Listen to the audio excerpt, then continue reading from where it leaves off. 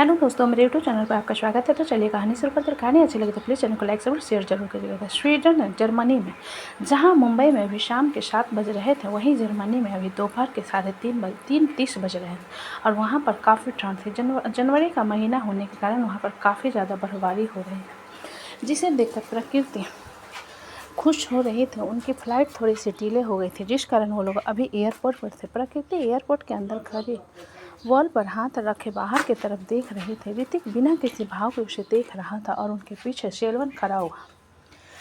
प्रकृति सिर घुमाकर ऋतिक की तरफ देखते हुए बोली, क्या तुमने टैक्सी बुक किया है? नो, कार आ रही है, ऋतिक ने जवाब दिया। जिसे सुन प्रकृति उसकी तरफ देखते हुए बोली, हम यहाँ कितने दिन रहने वाले हैं? तुम कितने दिन रहना चाहती हो? ऋतिक ने पूछा, जिसके जवाब में प्रकृति कुछ पल सोच कर बोली, नहीं, यहाँ पर बहुत ठंड है, मैं इतने मोटे कपड़े पहन कर नहीं रह सकती। कोई बात नहीं, होटल रूम में चल कर तुम उतार देना, वहाँ देखने वाला भी कोई नहीं। ऋतिक ने थोड़ी फ्लर्टी टोन में, जिसे सुन प्रकृति उसे घूरते बोले, तुम बहुत बड़े बेशर्म हो, कपड़ों से दिक्कत की बात तुम कर रही हो और बेशर्म में हो गया स्ट्रेंज।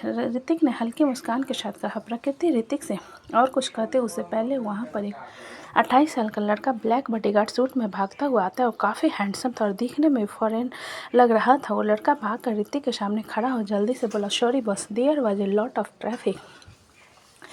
सेल्वन उस लड़के की बात सुन बोला, Nick, don't make that mistake again Nick. Selvan की बात पर जल्दी से अपना सिर हिलाकर बोला, ओके बॉस। प्रकृति जो कि निक को देखे जा रही थी, ऋतिक की तरफ देखकर बोले, तुम्हारे सारे बॉडीगार्ड इतने हॉट कैसे हैं? क्या तुम उसे लाइन मार रही हो? ऋतिक ने आंखें छोटी करके कहा। जिसे सुन प्रकृति चमकती आंखों से ऋतिक की तरफ देखते हुए बोली, मैं लाइन मार सकती हूँ, देख कर कहीं करंट में चिपक कर मत जाना। ऋतिक ने उसके हाथ को पकड़ कर कहा। जिस पर प्रकृति मुंह बनाते हुए निक से कुछ कहने के लिए अपना मुंह खोलती है, जिस पर निक पहले ही उसके आगे अपना सिर झुका लेता है। ऋतिक निक के बगल से जाने से पहले उसकी तरफ देखकर बोला, you wanted to lead the rest of the guards, I am giving you chance, don't be seen as long as I am here Nick Hrithik की आवाज़ में हल्के गुस्से को भाप कर जल्दी से बोला, I am sorry boss, made a mistake, it's not your fault, I am giving you chance. Hrithik ने निक को इग्नोर कर एयरपोर्ट से बाहर जाते हुए प्रकृति मुड़कर निक के उदास चेहरे को देखने के बाद ऋतिक से, तुम सच में बहुत बड़े पापी हो। बेचारा उदास हो गया। उसकी तरफ देखना बंद करो, वरना जब तक हम यहाँ हैं तुम उदास रहने वाली हो, क्योंकि मैं तुम्हें बेडरूम से बाहर निकलने नहीं दूंगा, कपड़े भी पहनने नहीं दूंगा। ऋतिक ने प्रकृति को धमकाते हुए कहा। जिसे सुनकर प्रकृति हैरानी से ऋतिक की तरफ देखते हुए बोले, तुम अकेले में मुझे टॉर्चर करने लेकर आए हो? वो मैं यहाँ भी कर सकता था और कोई मेरा कुछ नहीं उखाड़ सकता। ऋतिक ने प्रकृति को गाड़ी के अंदर धक्का देते हुए, जिसे देखकर प्रकृति आराम से बैठने के लिए भी कह सकते हो ना, तुम्हें देखकर मुझे गुस्सा आ रहा है। ऋतिक ने उसके बगल में बैठते हुए कहा। जिसे सुन प्रकृति ऋतिक को इग्नोर करते हुए बोली, हाँ तो तुम्हारे चेहरे पर भी हीरे जवाहरात नहीं लगे जो तुम्हें देखकर प्यार आएगा। इतना कहकर प्रकृति अपने हाथ में पहने ग्लव्स को निकालने लगती, जिस पर ऋतिक उसके हाथ को पकड़ कर कहता है, ठंड है, सर्दी है, हाँ हो जाएगी। प्रकृति ऋतिक की बात पर उसकी तरफ देखते हुए, सुनो, मैं ऑनलाइन देखा था, यहाँ पर इग्लू से बना हुआ एक खूबसूरत सा बेडरूम है, वहाँ चलेंगे। ऋतिक प्रकृति की बात सुनकर बोले, क्या तुम ठंड में एक्सरसाइज करना चाहती हो ताकि पसीने ना निकले? जिसे सुन प्रकृति ऋतिक से अपना हाथ छुड़ाकर बोले, तुम ना सच में बहुत बेशरम हो। ठीक है, शर्म तुम कर लो, मैं बेशरम ही ठीक हूँ। ऋतिक ने टैब निकालते हुए कहा। जिसे देख प्रकृति शीशा नीचे कर सिर बाहर निकालते बोले, चलो बेबी, जल्दी चलो। सेल्वन ऋतिक की तरफ आकर विंडो पर नॉक करता है, जिस पर ऋतिक सेल्वन की तरफ देखता है तो सेल्वन शांत आवाज़ में कहता है, आपके लिए रॉयल होटल बुक कर दिया है, मैं गाइस के साथ आ रहा हूँ। प्रकृति सेल्वन की बात पर बोली, लेकिन ऋतिक घूर कर प्रकृति की तरफ देखने के बाद सेल्वन की तरफ देखकर सिर हिलाकर ड्राइवर की तरफ देखता है तो ड्राइवर कार स्टार्ट कर देता है और उनकी गाड़ी होटल की तरफ चली जाती है। Side royal palace hotel. Hrithik प्रकृति के हाथ को पकड़े अपने लग्जरियस VIP रूम के अंदर आता है। उनका सामान होटल अटेंडेंट अंदर रख कर बोले जाते हैं। प्रकृति ऋतिक के हाथ छोड़कर पूरे बेडरूम को देखने के बाद बाथरूम को देखने जाती है। फिर ऋतिक की तरफ देख कर कहती है, मैं शावर ले रही हूँ। ऋतिक फ़ोन में बात करते हुए अपना सिर हिला देता है, तब प्रकृति सारे कपड़े बाहर फेंकते हुए अंदर चली जाती है। ऋतिक एक नज़र उन कपड़ों को देखने के बाद बैग से गर्म कपड़े निकाल बाहर रखकर दरवाजे पर हल्का खटखटा कर बोला, तुम्हारे लिए कपड़े रख दिए हैं, ठीक है, थैंक यू, डिस्टर्ब मत करो। प्रकृति ने अंदर से कहा। जिसे सुन ऋतिक 2 मिनट दरवाजे को घूरने के बाद अपना लॉन्ग जैकेट उतार कर सोफे के हैंडल पर फेंक देता है। उसने अंदर high neck full sleeve black T shirt पहन रखा था और नीचे ब्लैक पैंट था जिनमें वो कतई जहर लग रहा था। उसके नाक और गाल ठंड की वजह से हल्के लाल पड़ गए थे, जिस कारण उसका रंग और ज़्यादा गोरा लग रहा था। वो चुपचाप अपना फ़ोन स्क्रॉल करते हुए सोफे पर बैठ जाता है। अभी वॉशरूम का दरवाज़ा खुलता है। प्रकृति बाहर आती है और काफ़ी फ्रेश लग रही थी। पानी गर्म होने के कारण उसका गोरा चेहरा हल्का लाल हो गया था और बेडरूम में हीटर चल रहा था, जिस कारण वहाँ गर्मी थी। प्रकृति बेडरूम के वॉल के पास जाकर खड़ी होकर बोली, सूरज ढल रहा है और देखो बाहर स्विमिंग पूल। लेकिन ऋतिक उसकी बात का कोई जवाब नहीं था। इसे देख प्रकृति सिर घुमाकर ऋतिक की तरफ देखती है, जो कि अपने फ़ोन में घुसा हुआ। प्रकृति ऋतिक के पास जाकर उसके ऊपर चढ़ जाती है। अचानक प्रकृति के ऐसा करने पर ऋतिक उसकी तरफ देखने लगता है। प्रकृति ऋतिक के हाथ से फ़ोन लेते हुए कहती है, हर वक्त फ़ोन में क्या करते हो तुम? ऋतिक अपना हाथ पीछे करते हुए बोले, नो वे। प्रकृति ऋतिक के कमर पर बैठे आगे मूव करने की कोशिश करते हुए बोला, दिखाओ मुझे। ये कहते हुए उसे अजीब लगता है और अचानक उसका चेहरा और लाल हो जाता है, क्योंकि उसे अपने नीचे कुछ हार्ड सा महसूस हो रहा था। प्रकृति ऋतिक के कमर पर बैठे हुए थे जब उसे बहुत ज़्यादा अजीब लगने लगा। जब उसे महसूस कर प्रकृति नज़र उठाकर ऋतिक की तरफ देखने लगी, जिसकी आईब्रो सिकुड़ चुकी थी, जिसे देखते हुए प्रकृति जल्दी से उसके ऊपर से उठ सोफे पर बैठकर बोली, सॉरी। ऋतिक बिना प्रकृति की बात का जवाब दिए उठकर वॉशरूम की तरफ चला गया। प्रकृति के जाते हुए ऋतिक को देखकर खुद से बोली, मुझे इस तरीके से उसकी गोद में नहीं बैठना चाहिए था। इतना कहते हुए प्रकृति एक गहरी सांस भरकर बैग को मैनेज करने लगती है और कुछ देर बाद ऋतिक वॉशरूम से बाहर आता है तो उसके बाल हल्के गीले थे और उसके माथे पर बिखरे हुए थे। प्रकृति ऋतिक के आया हुआ देख कर बोली, तुम आ गए? नहीं, वॉशरूम में बसने का इरादा था मेरा। ऋतिक ने अजीब सा जवाब दिया, जिसे सुनकर प्रकृति मुंह बनाते हुए, क्या तुम कभी भी सीधा जवाब नहीं दे सकते? क्या तुम सीधा सवाल नहीं पूछ सकते? ऋतिक ने अपनी टी शर्ट को निकालते हुए कहा, जिसे सुन प्रकृति मुंह बनाते हुए ऋतिक की तरफ देख रही, तुमने इतने सारे टैटू क्यों बनवाए? क्योंकि मेरी बॉडी इन टैटू के कारण सेक्सी नहीं दिखती। ऋतिक ने अपने शोल्डर को स्ट्रेच करते हुए, जिसे देख प्रकृति ऋतिक के मसल से अपनी नज़र हटाकर, गंदे दिखते हैं। जिसे सुन ऋतिक प्रकृति की बात को इग्नोर कर अपने लिए एक टी शर्ट निकाल कर पहन लेता है। प्राकृतिक सर्विस कॉल के लिए फ़ोन उठाते हुए ऋतिक से बोली, तुम कुछ खाओगे क्या? मुझे भूख लगी है, मेरा दिमाग खाकर तुम्हारा पेट नहीं भरा। ऋतिक ने सोफे पर बैठते हुए कहा, जिसे देख प्रकृति फ्रस्ट्रेट होकर बोली, इसलिए तुम्हारे साथ कहीं जाने से पहले मैं कई बार सोचती हूँ, क्योंकि तुम बहुत ज़्यादा बोरिंग आदमी हो और कुछ कहो तो बहुत अजीब जवाब देते हो। ये सुनकर ऋतिक अपनी तीखी नज़रों से प्रकृति को घूरते हुए, तो कौन अच्छा लगता है तुम्हें, तुम्हारा शल्लू? ऋतिक की आवाज़ में एक नाराज़गी को महसूस करते हुए प्रकृति मन में बोली, अगर मैंने सेल्वन की साइड लेते हुए इस अजगर से कुछ कहा तो कहीं अपनी इस काली जहरीली आंखों से मुझे जिंदा ना निगल जाए। क्या करूं मैं? ऋतिक प्रकृति को खोया हुआ देख बोला, हमें इंटीमेट किस पोजीशन में होना चाहिए, इस बारे में सोच रही हो क्या? जिसे सुन प्रकृति अपने होश में आ ऋतिक को घूरते हुए, मैं ऐसा कोई बकवास नहीं सोच रही, समझे? कुछ भी बकवास कर रहे हो। ऋतिक अपना सिर हिला अपना फ़ोन कॉफ़ी टेबल पर रख सोफे से उठकर प्रकृति की तरफ कदम बढ़ाकर बोला, चलो हम कुछ ट्राई करते हैं। प्रकृति ऋतिक के चार्मिंग से चेहरे को देखते हुए खुद से बोली, ये जब कुछ करने की बात करता है तो मेरे दिल में हलचल क्यों पैदा हो जाती है, पेट में गुदगुदी सी होने लगता है। भगवान, मुझे क्या हो रहा है? प्रकृति को फिर से खोया हुए देखकर ऋतिक उसके पास आया, उसे बिस्तर पर धक्का देते हुए, मैं कुछ करने की बात कर रहा हूँ और तुम किसी और के ख्याल में खो रही हो। प्रकृति अचानक ऋतिक का धक्का देते हुए हैरान होते हुए बोली, तुम मेरे साथ जबरदस्ती करोगे? ऋतिक प्रकृति के ऊपर झुककर उसके दोनों हाथों को पकड़ सिर के ऊपर करते हुए, तुमने मेरी बात का जवाब नहीं दिया और ना ही ये कहा कि तुम करना नहीं चाहते। इसका मतलब तो यही हुआ ना कि तुम करना चाहती हो। प्रकृति आंखें बड़ी बड़ी करके ऋतिक की काली आंखों में देखते हुए छोटा सा मुंह बनाकर बोली, क्या ये आज ही करना जरूरी है?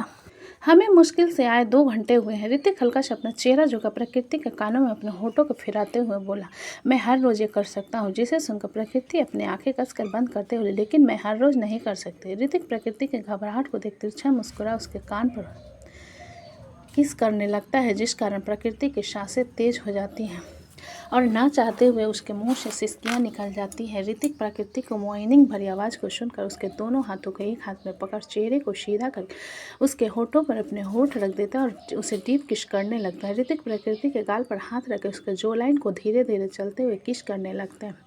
उन दोनों के किस करने की आवाज़ और प्रकृति के तेज सांसों की आवाज़ कमरे में शोर कर रही थी। इसके अलावा वहाँ पर और किसी चीज़ की आवाज़ नहीं आ रही थी।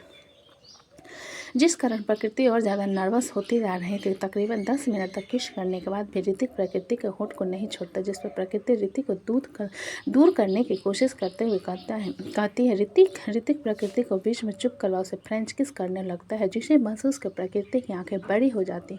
उसे ऐसा लग रहा था जैसे ऋतिक सच में उसे जिंदा निगलने वाला हो। ऋतिक प्रकृति को किस करते उसके फुल स्लीव टी शर्ट को उतारने के लिए पकड़ लेता है, जिस पर प्रकृति उसके हाथ को पकड़ते हुए कहती है, नहीं, but why am I getting hard. Hrithik ने प्रकृति की आंखों में घूरते हुए कहा, जिसे सुन प्रकृति उसे खुद से दूर करते हुए, मुझे पहले घूमना है और जब हम जाने वाले होंगे उस टाइम पर we will be intimatory. Hrithik Prakriti की बात सुनकर बोला, you are testing my patience can say that. Prakriti ने सोचते हुए कहा, जिसे देखकर ऋतिक प्रकृति से दूर होकर बोला, यू नो व्हाट, अभी जो तुमने मेरे बने बनाए मुठ के पिछवाड़े पर जो थप्पड़ मारा है ना, इसका हिसाब बराबर करूंगा। प्रकृति फुल एटीट्यूड के साथ बोली, don't worry, I know how to control myself. Hrithik अपने कपड़े ठीक करते हुए, लेट्स सी। ऋतिक के बात सुन प्रकृति उसे घूरते हुए, क्या मतलब, देखते हैं कहीं तुम मुझे ड्रग्स तो नहीं देने वाले हो ना, इतनी सी तो जान है तुम्हारी, ड्रग्स ले लिया तो कहीं ऊपर ना चली जा, इसलिए ये ख्याल तो मैं अपने दिमाग में नहीं ला सकता। ऋतिक ने प्रकृति का मजाक उड़ाते हुए, जिसे सुनकर प्रकृति बिस्तर से उठते हुए, क्या मतलब, मैं पतली दुबली हूँ तो तुम मजाक उड़ाओगे मेरा।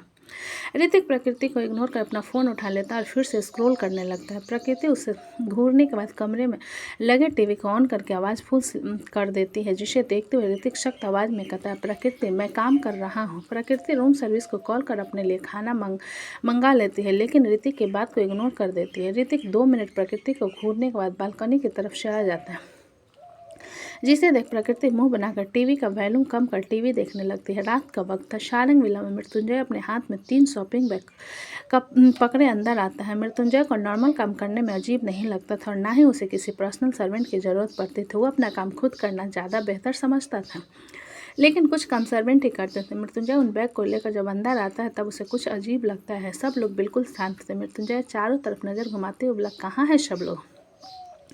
महक किचन से बाहर आते हुए, आप आ गए, आज आपको काफ़ी देर हो गई आने में। मृत्युंजय अपना सिर हिला बैग महक के हाथ में देते हुए, मिंकू आने वाला है ना, डायपर और उसके लिए कुछ गर्म कपड़े के साथ कैजुअल कपड़े हैं। महक मृत्युंजय की बात पर थोड़ी हैरान होकर, आप उसके लिए शॉपिंग पर गए थे। उसकी माँ घर के काम से फुर्सत नहीं मिलता, इसलिए पिता को इसके लिए कुछ करना होगा ना। मृत्युंजय ने महक को सुनाते हुए कहा, जिसे सुनकर महक मुंह बनाते हुए, अच्छा ठीक है, जाकर फ्रेश हो जाए, मैं सीधा डिनर की तैयारी कर रही हूँ। मृत्युंजय अपना सिर हिलाते हुए इधर उधर देख कर बोला, बाकी लोग कहाँ हैं, घर में काफ़ी शांति लग रही है। महक मृत्युंजय की बात पर बोली, मम्मी पापा और चाचा चाची किसी रिश्तेदार के घर फंक्शन अटेंड करने गए और छोटे चाचू और चाची किसी क्लाइंट के पार्टी में गए। अच्छा, तो शोभित, अदिति, अमृत और तुम्हारे धमाका, मेरा मतलब तुम्हारी मुँह बोली बहन कहाँ गई है। मृत्युंजय ने पूछा, जिसके जवाब में वैशाली नीचे आते हुए बोले, अब हमको 100% यकीन हो गया कि हमारी चुगली करे बिना आपके पेट का एको तिनका नहीं पचता। मृत्युंजय वैशाली की आवाज़ सुन महक की तरफ देखते हुए, लो आ गई तुम्हारी धमाका।